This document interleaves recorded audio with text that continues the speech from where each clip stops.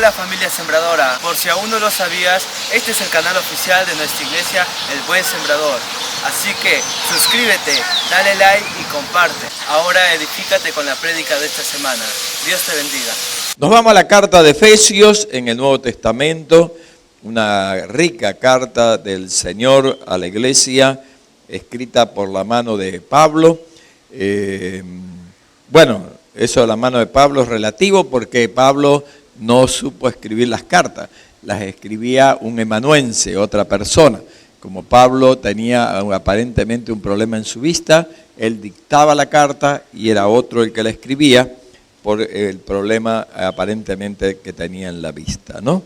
Pero tiene el mismo valor, la misma gracia, la misma unción. Capítulo 4 de la carta de Efesios. Y hoy hacemos de cuenta que tenemos aire, no tenemos aire. No dependemos, la empresa de energía no nos ha dado todavía, tenemos todo listo, pero usted sabe, esos trámites son burocráticos, administrativos. Entonces, si bien se han hecho los pasos más rápido, pero no pudimos sacar en una semana la conexión. Tenemos todos los papeles, todo, y bueno, parece que recién mañana lunes estarán dándonos la conexión trifásica. Capítulo 4, vamos a leer esta palabra en el nombre del Padre, del Hijo y del Espíritu Santo. Comienza Pablo diciendo en esta palabra de esta manera: yo pues, preso en el Señor.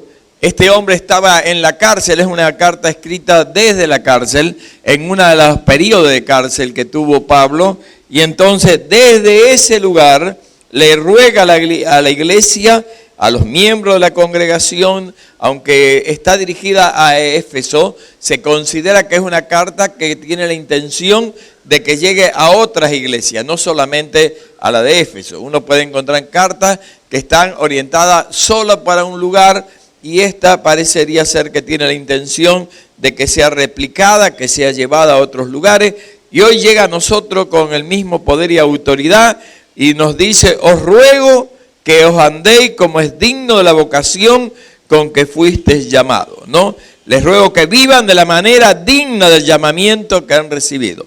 Tenemos un llamamiento de parte del amado y tenemos que, por lo tanto, vivir, comportarnos, interactuar en medio de la sociedad en que nos toca vivir, en medio de la generación que nos toca vivir, y junto con el pueblo a donde Dios nos haya insertado, porque cada uno está siendo parte de una iglesia local, que vivamos de una manera digna, dice, del llamamiento que hemos recibido. Quiere decir que tenemos que dar un testimonio ante las personas que glorifiquen al Señor. Como dice la palabra, todo lo que hacemos tiene que glorificar al Señor. Aun cuando comemos, aun cuando bebemos, aun cuando trabajamos, aun cuando estudiamos, aun en el seno de la familia donde estamos viviendo y estamos edificando un hogar para el Señor, tenemos que ser de testimonio del amado. Porque si no, de lo contrario, todo lo que predicamos es tirado por tierra por un testimonio que no es cierto, glorifica al Señor. Es un desafío para todos, esto no solo para los ministros, los predicadores, los que están en el ministerio, sino que todos nosotros, todo y cada uno de nosotros, usted y yo tenemos el desafío de formar a nuestros hijos y formar a nuestros nietos, también para que ellos sepan que este es el desafío. No es una cuestión de religión, de venir una vez a la semana, de venir de repente, otros vienen 2, otros vienen 3 veces a la semana a la iglesia, sino que además de eso, nosotros tenemos que ser justamente la imagen de la iglesia del Señor en medio de la comunidad, para que la gente tenga un deseo, un anhelo, un desafío, ¿no es cierto?, de transformarse ellos también de hijos de Dios, para decir: así vale la pena vivir, de esa manera, es una manera, ¿no es cierto?, digna, es una manera honorable, es una manera adecuada de que tenemos que vivir cada uno de nosotros. Y nos dice en algunos versículos de qué manera tenemos que vivir, y empieza diciendo: con toda humildad y mansedumbre, nos dice la Escritura. Humildes, ¿no es cierto?, y amables, la mansedumbre me está hablando de ser amable. Eso es como es la imagen, es como reaccionamos, es como nos comunicamos, ¿no? No es que un día alguno dice, bueno, me levanté con el pie izquierdo. Bueno, cambie del lugar de la cama entonces, así se levanta con el pie derecho, ¿no? Claro, porque el de la cama uno se levanta con el pie izquierdo y otro con el derecho. Si su esposo o su esposa siempre se levanta con el pie izquierdo, cámbiele el lugar en la cama, ¿no? A ver si mejora su comportamiento, su actitud, ¿no? Una actitud de humildad, no tener soberbia, no tener mayor concepto de nosotros que el que debemos tener, ¿no es cierto? Y no ser confrontacionales, no estar permanentemente, ¿no es cierto?, hiriendo a los demás en las reacciones y en las actitudes de la interrelación personal.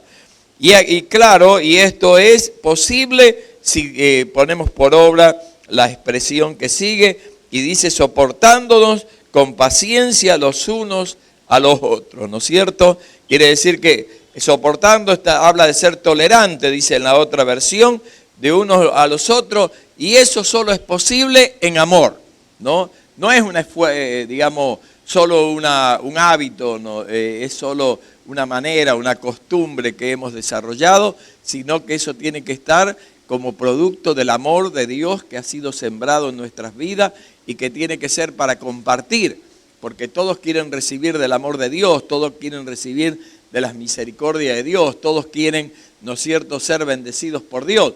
Pero la idea es de que de la abundancia que recibimos es para dar. Tenemos que darles a otro aquello que el Señor nos da a nosotros. Y como Él nos amó de tal manera, de una gran manera, ¿no es cierto?, al punto tal de que nos llama a sus hijos, bueno, tenemos que tener este tipo de actitud, entonces, que con humildad y mansedumbre podamos soportarnos con paciencia los unos a los otros con amor. Sin lugar a duda, ninguno de los que estamos acá adentro somos iguales.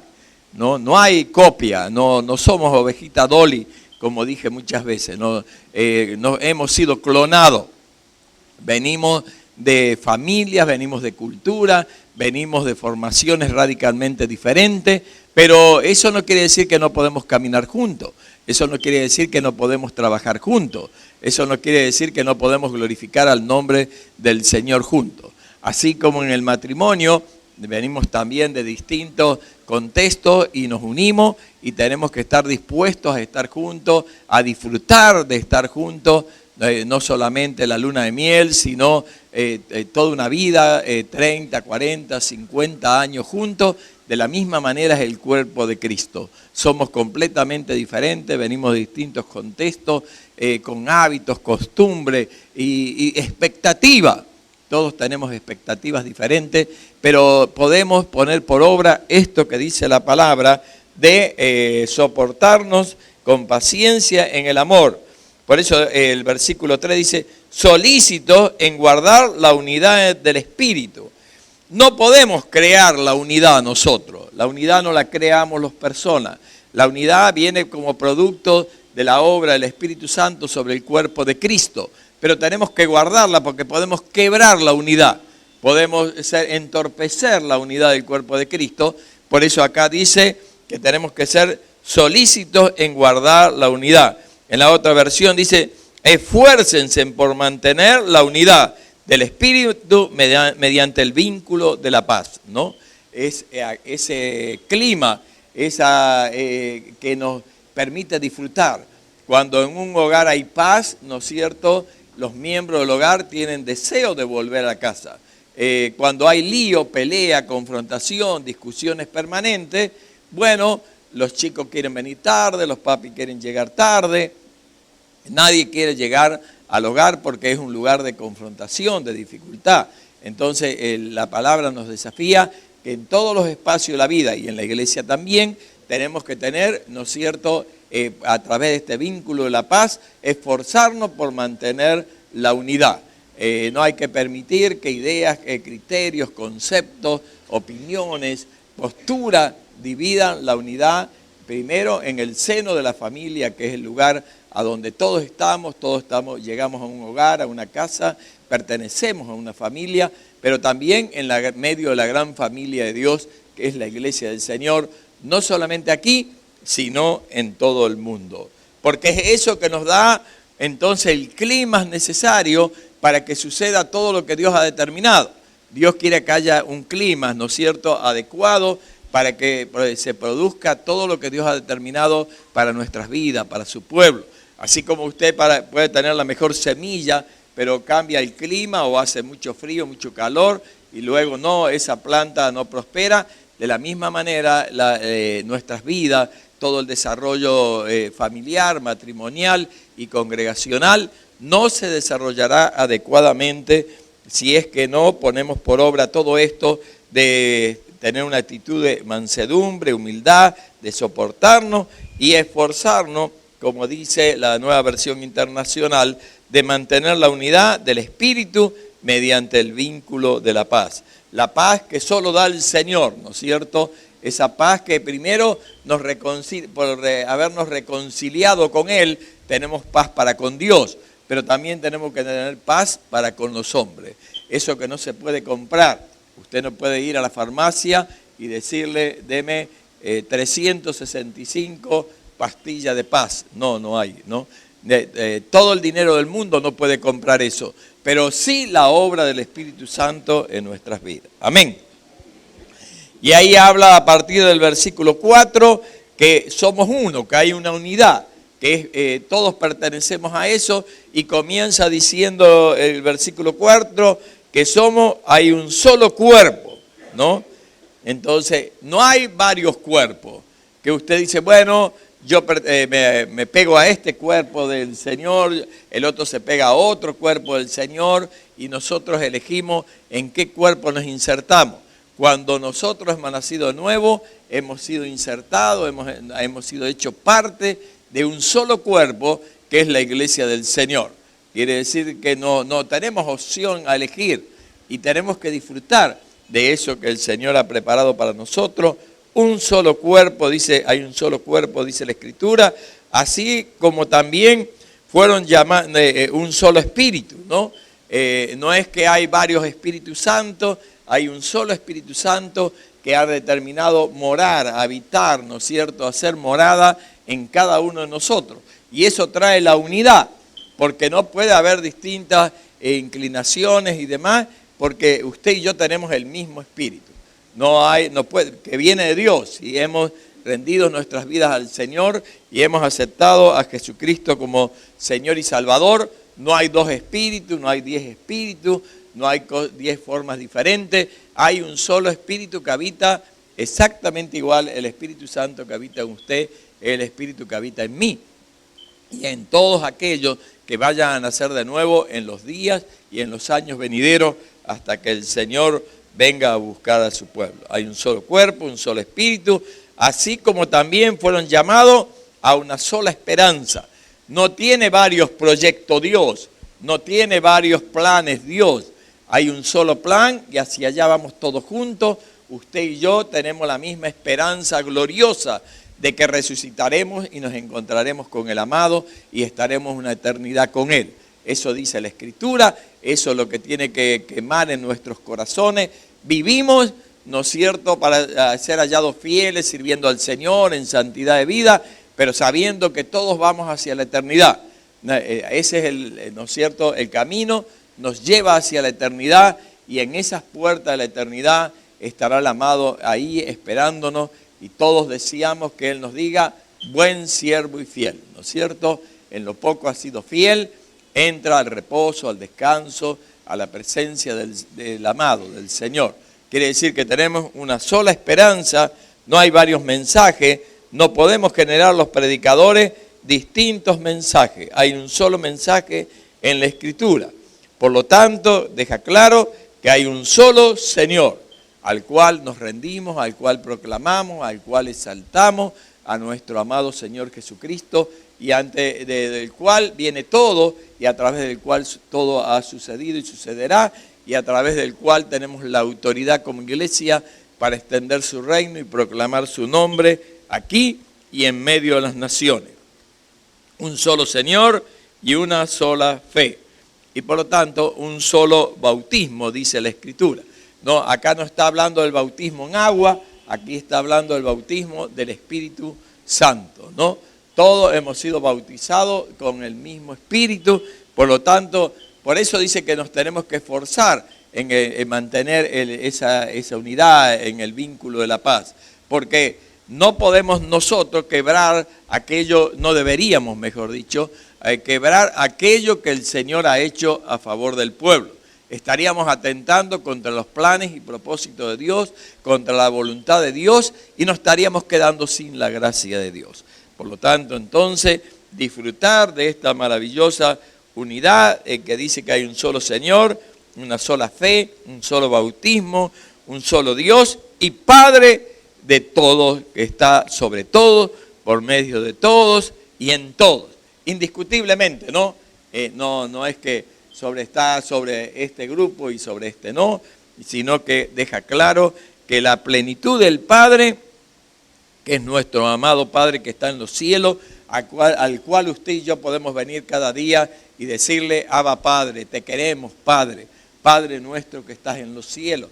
Usted y yo tenemos esa maravillosa oportunidad de en el día a día tener comunión con nuestro amado Padre por la obra maravillosa de Cristo en la cruz del Calvario, por aquello que dice la Escritura, por ese camino nuevo y vivo abierto a través del velo, en aquel sacrificio en el Gólgota, es que usted y yo podemos tener ingreso a la presencia de Dios, y este es nuestro Dios y Padre, es el Dios y Padre de todos, que está sobre todo y por medio de todos y en todo. Plenitud total, ¿no? A donde Él tiene toda autoridad, a donde Él tiene, ¿no es cierto?, todo gobierno, todo dominio.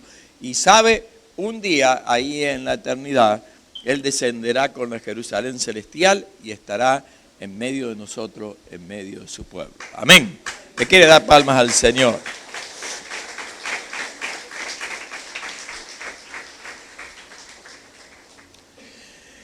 Dice, pero a cada uno de nosotros se nos ha dado gracia en la medida en que Cristo ha repartido los dones. En la versión 1960 dice, pero a cada uno de nosotros fue dada la gracia conforme a la medida del don de Cristo, ¿no?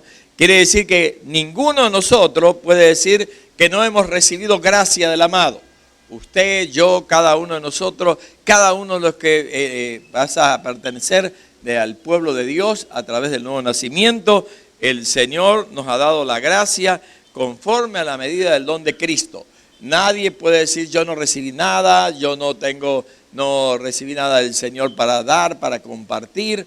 Usted tiene algo de parte de Dios. Ese don maravilloso dado por el Señor es para que podamos compartir a otros del amor, de la gracia, de la misericordia de Dios para con la humanidad.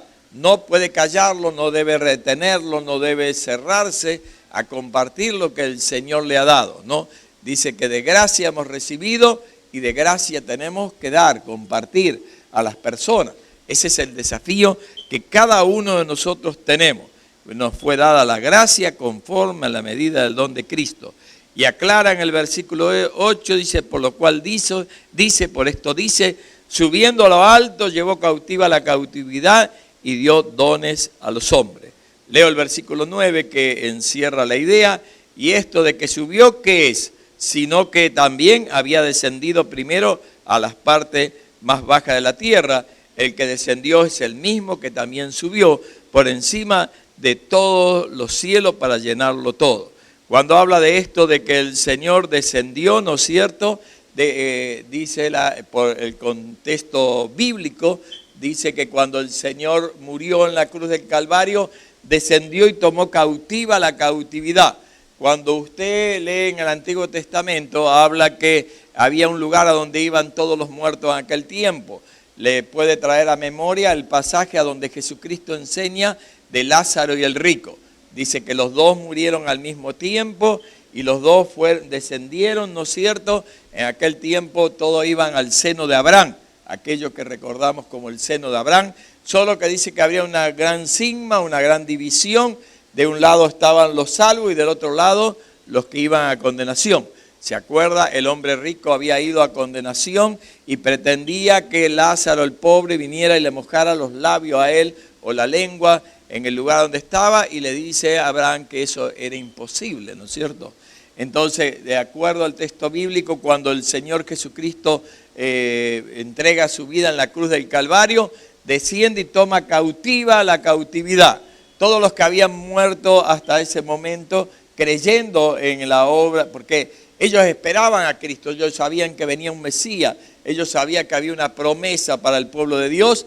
Esos que murieron en comunión con Dios, fue Cristo, los buscó y se los llevó con Él, ¿no? Quiere decir que ahora nosotros vamos hacia Él cuando morimos. Cuando alguien muere en esta tierra en fidelidad al Señor, ya no va al seno de Abraham, sino que va a la presencia del amado. Nuestro espíritu va hacia allá, a la presencia del amado. Entonces, dice la Escritura, cuando ascendió a lo alto, se llevó consigo a los cautivos y dio dones a los hombres. Esto tiene que ver que cada uno, lo que decía hace un momento, que cada uno tiene dones que tenemos que utilizar, que tenemos que usarlos para bendecir a otros. No nos pertenecen los dones, ¿no? Como vamos a ver después, un poquito más adelante, los ministerios no son, son concedidos, es algo que el Señor nos da, pero viene del Señor. Quiere decir que por lo tanto tenemos que dar cuenta de aquello que el Señor nos ha dado. Y deja claro que eso de que el Señor había ascendido, también había descendido a las partes más bajas, o sea, la tierra, dice. Y el que descendió es el mismo que ascendió, está hablando de Cristo, por encima de todos los cielos para llenarlo todo. Volvió a la gloria del Padre. Mi amado Cristo dejó todo para venir y poder, ¿no es cierto?, buscarnos y salvarnos a cada uno de nosotros. Por eso siempre tenemos que tener gratitud, por eso siempre tenemos que tener, ¿no es cierto?, unas acciones de gracia para con el amado, porque ningún otro podía hacer esa obra por nosotros, de venir y buscarnos y salvarnos, redimirnos, es la expresión bíblica para el Padre, que quiere decir volvernos a comprar, porque nos habíamos perdido, nos habíamos alejado de Dios, y alguien tenía que restaurar esa comunión, y no había nadie que lo podía hacer, solo mi amado Cristo, que vino a esta tierra, y Él ha sido el Cordero Pascual, aquel que entregó su vida justamente en una Pascua, para que en ese derramamiento perfecto cubriera todas nuestras rebeliones, todos nuestros pecados, y hoy usted y yo podemos venir con tanta libertad a la presencia de Dios, porque Él ha pagado el precio de nuestra rebelión. Amén. Muy bien. Y luego dice el versículo 11 en adelante, empieza a hablar de los ministerios, y Él mismo constituyó, y habla de los apóstoles, a los profetas, a los evangelistas, a los pastores y a los maestros. No es el hombre, no es la organización, no es la asamblea local. Hablo un poco a la experiencia denominacional nuestra. No es la asamblea local que determina al pastor. Es Dios que determina a los pastores. Es Dios que nos da los ministerios a cada uno de nosotros. Claro, su soberanía se puede manifestar a través de una asamblea, además, pero no es el pueblo que tiene la autoridad para determinar eso. Solamente es Dios que, según la traducción, dice, Él constituyó, colocó, ¿no es cierto?, a hombres y mujeres en los ministerios, y por lo tanto el llamamiento viene de Él, no puede venir de otro, porque si viene del hombre no tiene autoridad. La unción, la gracia, la sabiduría para desarrollar el ministerio viene solamente del que nos llamó. Él es el que nos capacita para la obra para la cual hemos hecho. Está bien, hay que estudiar, hay que participar de las redes de capacitación bíblica y teológica a través de todo el proceso en cualquier estructura, pero Él nos da una capacidad que viene de Él. Siempre me agrada ver hombres que en el interior de nuestros países, no solamente de América Latina, que, bueno, Dios los llamó y por las circunstancias donde viven y demás, muchos de esos hombres no han terminado ni el primario, porque nacieron en un contexto cultural que no pudieron terminar el primario, otros no pudieron hacer el secundario, otros no tienen muchos niveles de estudio, pero tienen la capacidad dada por Dios para ministrar. Tienen la gracia dada por Dios para ministrar, porque se cumple la Escritura, entonces que Él está diciendo aquí en el pasaje que estamos leyendo en el versículo 11 de este capítulo, que es Él el que constituye a unos apóstoles, a otros profetas, a otros evangelistas y a otros pastores y maestros, ¿no es cierto? Entonces Él elige los ministerios. Cuando el otro día predicábamos del pasaje de Apocalipsis, cuando Juan ve, ¿no es cierto?, aquella visión a donde ve el Señor de los candelabros, cuando ve al Hijo del Hombre pasearse en medio de los candelabros y dice que en su mano tenía las estrellas. Bueno, ahí podemos ver que los candelabros eran las congregaciones y que aquellas que tenían la mano, ¿no es cierto?, eran los mensajeros, eran los que son los pastores, los líderes espirituales de las congregaciones. Decíamos en aquella prédica que, claro, muchas cosas se levantan contra el plan de Dios. Ese es el plan de Dios. La iglesia es el plan de Dios, no es un plan de los hombres, que haya congregaciones, que haya iglesias sobre la faz de la tierra. Eso nace en el corazón de Dios y Él guía a su pueblo para eso. Pero decíamos que se levantan a través de los siglos cosas para ir contra la iglesia y por lo tanto primero contra el Señor, segundo contra la iglesia y tercero contra aquellos que el Señor ponga a liderar congregaciones o ministerios y tantas otras cosas, porque dijimos, ese es el plan de Dios, no hay otro plan. Te va a escuchar posiblemente, no podemos ni evitar, ni le vamos a decir que no lo haga, que escuche las radios, que vea tantos canales que orientación cristiana, pero que algunos son pseudo cristianos, no son 100% bíblicos. Y hay corrientes que dicen, no, ¿para qué vas a ir a la iglesia? Nos juntamos acá un grupito, ¿para qué vamos a tener pastor? ¿Para qué vamos a estar ahí bajo autoridad? ¿Para qué vamos a hacer esto? Bueno, todo eso es antibíblico, ¿no? Entonces, y va contra aquello que veíamos en la prédica del otro domingo, cuando prediqué yo 2 domingos atrás, algo así. Y también contra esto que dice el Señor, que Él coloca ministerios, pero los coloca con propósito los ministerios. Los ministerios tienen un propósito en medio del cuerpo de Cristo, justamente lo aclara a partir del versículo 12 y dice, a fin de perfeccionar a los santos para la obra del ministerio. Quiere decir que necesitamos ser capacitados, necesitamos ser perfeccionados, todos nosotros, permanentemente seguimos, ¿no es cierto? Todos tenemos a alguien que está un paso más adelante que nosotros. Entonces tenemos la actitud de todavía sentarnos con la edad que tenemos y de poder estar ahí días que nos capaciten, que nos instruyan, que nos dirijan, ¿no es cierto? Nadie conoce tanto ni nadie tiene tanta autoridad que no habrá otro que puede enseñarlo o que puede dirigirnos o que puede guiarnos. Quiere decir que si lo hacemos los pastores, también tiene que hacerlo el pueblo en cualquier lugar de la tierra. Todos tenemos que tener. Aquel que pretende liderar, pero que no pretende que no quiere dejarse formar, que se opone, se resiste, no tiene autoridad para presidir ningún pueblo, para presidir ningún ministerio, para presidir nada dentro de la congregación local, ni en ningún lugar.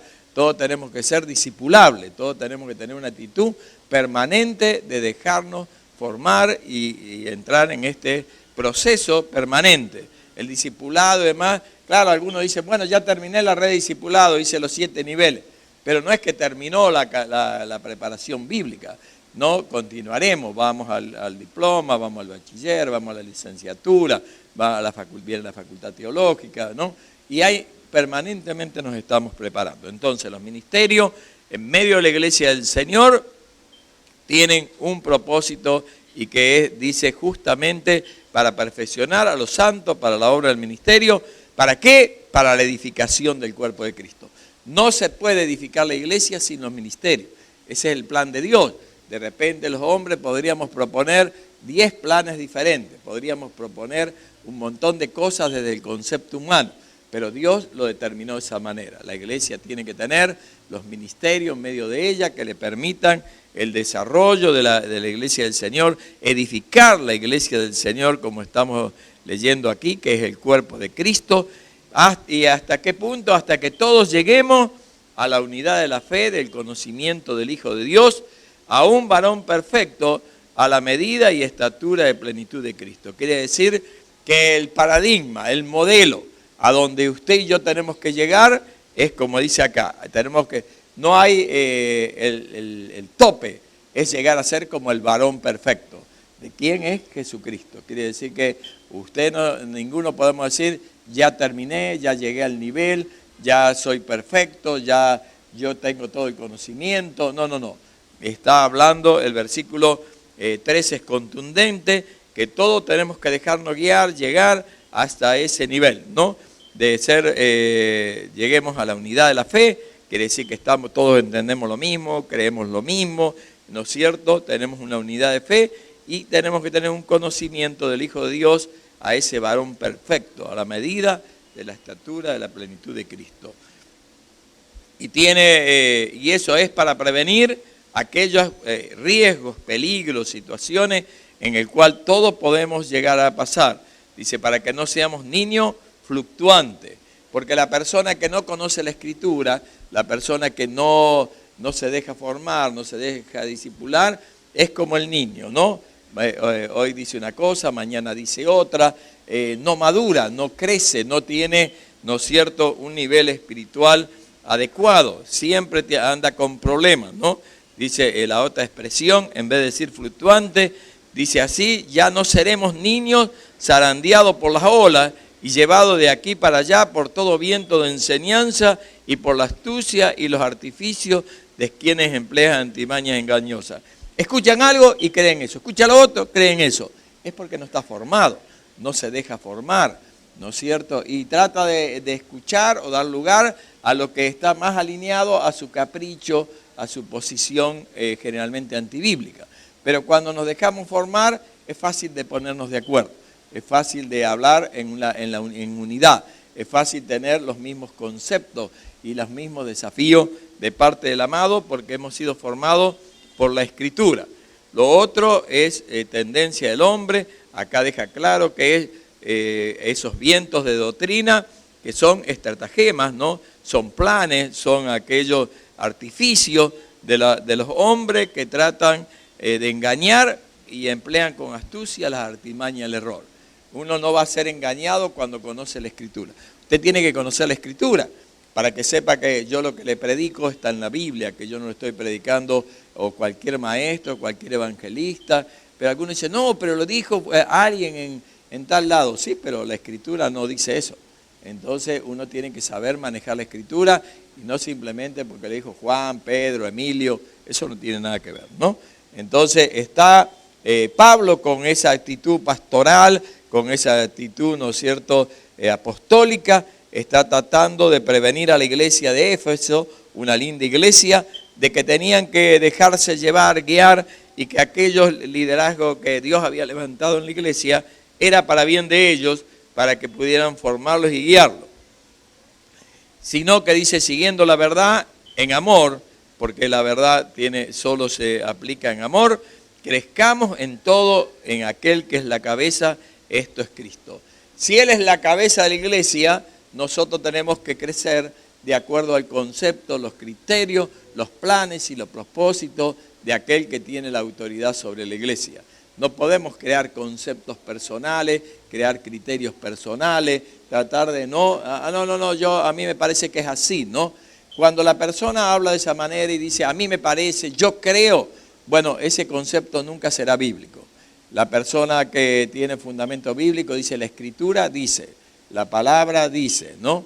Esa es la gran diferencia. El otro quiere imponer caprichos, posiciones, actitudes, estrategias, modelos personales que no tienen nada que ver con la Escritura. Entonces está hablando de que tenemos que crecer siguiendo la verdad en amor, de acuerdo a la cabeza que es nuestro amado Señor Jesucristo, y de quien todo el cuerpo, hablando como pueblo, como iglesia, bien concertado y bien unido entre sí por todas las coyunturas que se ayudan mutuamente, según la actividad propia de cada miembro, recibe su crecimiento para ir edificándose en amor. Eres necesario en el cuerpo de la iglesia, todos somos necesarios. Cuando alguien deja de servir, cuando alguien no se deja integrar para hacer lo que Dios ha determinado en medio del cuerpo de Cristo, le roba a la iglesia del Señor, primeramente a la iglesia del Señor local y segundo a la iglesia del Señor universal, la posibilidad de que seamos el canal, el instrumento a través del cual Dios quiere que nos desarrollemos todos juntos. No es que, bueno, hoy me cansé y hoy, bueno, por este año no enseño en la red de discipulado, ¿no? Bueno, pero lo que Dios te dio para enseñar en la red de discipulado, lo estás privando, lo estás reteniendo. Quiere decir que va a haber personas que no van a recibir lo que Dios te dio a ti, o para pastorear, o para ser un evangelista, o lo que fuera. Quiere decir que al tener una actitud nosotros de que no queremos o nos resistimos, o hacemos como cuando los chicos tienen berrinche, ¿no?